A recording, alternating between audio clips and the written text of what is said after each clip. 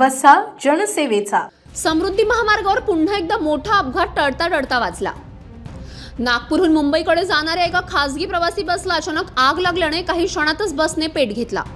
ही घटना मेहकर तालुक्यातील शिवणी पिसा गावाजवळ घडली। चालकाच्या प्रसंगवर्धनामुळे बस तात्काळ थांबवण्यात आली आणि आरडाओरड करून सर्व प्रवाशांना खाली उतरवण्यात आले। त्यामुळे मोठी जीवितहानी टळली। बसला आग लागल्याने लक्षात येताच चालकाने रस्त्याच्या कडेला बस उभी केली। काही मिनिटातच बस आगीच्या भक्ष्यस्थानी पडली आणि संपूर्ण बस जळून खाक झाली। सुदैवाने सर्व प्रवासी सुरक्षित बाहेर पडले असले तरी काही प्रवाशांना किरकोळ दुखापत झाल्याची प्राथमिक माहिती आहे। जखमींना तातडीने जवळच्या रुग्णालयात उपचारासाठी दाखल करण्यात आले। ही खासगी बस नागपूरहून मुंबईकडे जात होती। आग लागण्याचे नेमके कारण अद्याप स्पष्ट नसून शॉर्ट सर्किट किंवा तांत्रिक बिघाडामुळे आग लागली असावी असा प्राथमिक अंदाज व्यक्त केला जात आहे। घटनेची माहिती मिळताच पोलीस, महामार्ग पोलीस आणि अग्निशमन दल घटनास्थळी दाखल झाले। अग्निशमन दलाने आग आटोक्यात आणली, मात्र तोपर्यंत बस पूर्णपणे जळून खाक झाली होती।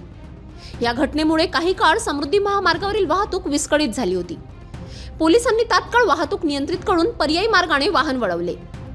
महत्त्वाची बाब म्हणजे काही महिन्यांपूर्वी यात समृद्धी महामार्गावर खासगी बसला आग लागून 26 प्रवाशांना होळ पडून मृत्यू झाला होता।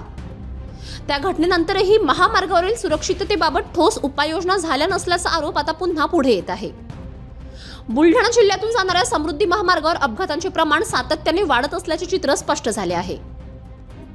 वेग मर्यादेचे उल्लंघन, वाहनांची तांत्रिक तपासणीचा अभाव आणि आपत्कालीन यंत्रणेची अपुरी उपलब्धता यामुळेच असे अपघात घडत असल्याचे मत नागरिक आणि प्रवासी व्यक्त करत आहेत। या पार्श्वभूमीवर समृद्धी महामार्गावरील प्रवासी वाहतूक सुरक्षित करण्यासाठी शासनाने आणि संबंधित विभागांनी तातडीने ठोस उपाययोजना कराव्यात अशी मागणी आता जोर धरू लागली आहे। City news.